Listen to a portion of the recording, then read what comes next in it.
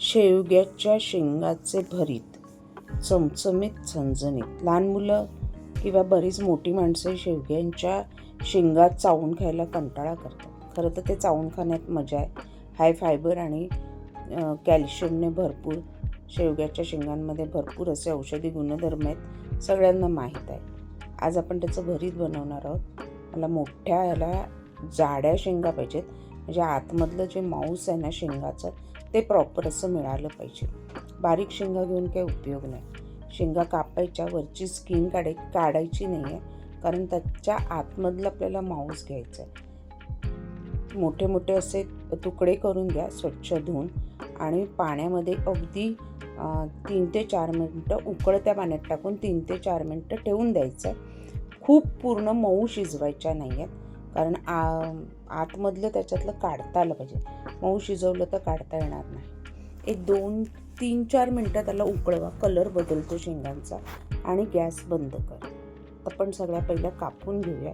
सोपी पद्धत आहे, झटपट होते, चवीला अप्रतिम लागते, आणि भाकरी चपाती बरोबर अप्रतिम लागते. तुम्ही ह्याची भाजी पण म्हणू शकता. मी भरीत म्हटलं कारण फक्त त्याच्या आतला भाग घेतला आहे. आता त्याच्यातलं बघा, चमच्याने जर काढलं ना तर सहज निघतं. एवढ्याच ते शिजवायचे आहेत की त्याच्या आतमधलं सहज काढता आलं पाहिजे. कच्च्या शेंगांचं पण काढता येतं, पण मग खूप सुरीने त्याला असं जोर लावावं लागतं. मी शिजवून घेतलं आहे. कच्च्या शेंगाचं पण काढून आहे ना भरीत नाही, भाजी बनवतात, ती पण अप्रतिम लागते. आपण भरीत बनवतो आहे म्हणून मी त्या बॉईल करून घेतल्या. आता सगळं त्याच्यातलं आतलं मांस आहे ना काढून घेऊया. चांगलं वाटीभर त्याचं आतलं मांस जमलं आहे. त्याच्यासाठी मी ना केरळचे बारके कांदे असतात ना साऊथचे, ते वापरणार. त्याने ह्या भरीताला ना अप्रतिम चव येते. फोडणीमध्ये नेहमीप्रमाणे अर्धा चमचा राई जिरं, 2 ते 3 हिरव्या मिरच्या तिखटवाल्या, कढीपत्ता, चेरी टोमॅटो वापरलेत मी, माझ्याकडे होते ते. तुम्ही साधा टोमॅटो वापरा, नाही वापरला तरी चालेल. चिंच वापरा, कैरी वापरा, म्हणजे आवडीनुसार थोडंसं आंबटपणा येण्यासाठी. माझ्याकडे अवेलेबल होते चेरी टोमॅटो म्हणून मी चेरी टोमॅटो वापरले. आता हे छान असं मीडियम टू हाय गॅसवरती परतून घ्यायचं आहे.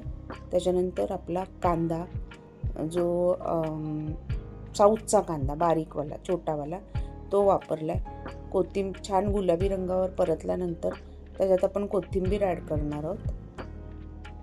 मीठ चवीनुसार, आणि चांगलं गुलाबी रंगावर परतून घ्यायचं आहे. त्याच्यातला कच्चेपणा काढून टाकायचा आहे, कच्चं अजिबात राहिलं नाही पाहिजे. हळद, ह्याच्यामध्ये तुम्ही आलं लसूण पेस्टही वापरू शकता, आवडीनुसार तुम्हाला कसं हवं तसं. आणि छान असं परतून त्याचा कच्चेपणा गेला की मग आपण जे शेंगांचं मांसातलं काढलं होतं ते त्याच्यामध्ये मिक्स करायचं आहे, परतायचं आहे. झाकण ठेवून एक 2 ते 3 मिनटं वाफ काढायची चांगल्यापैकी, म्हणजे अजून काही कच्चेपणा असेल त्याच्यामध्ये शेंगांमध्ये किंवा कांद्यामध्ये वगैरे तर तो निघून जाईल, आणि टोमॅटो आणि त्याचे मिरचीचे फ्लेवर त्याच्यामध्ये उतरतील. आपलं परफेक्ट शेंगांचं भरीत तयार झालं आहे. शेंगदाण्याचा कूट मी अर्धी वाटी त्याच्यात घातला आहे. आवडीनुसार, शेंगदाण्याचा कूट नसेल घालायचा तर तुम्ही ओलं खोबरं घालू शकता वरून, आणि गार्निशिंग कोथिंबीर. तयार आहे शेंगांचे भरीत.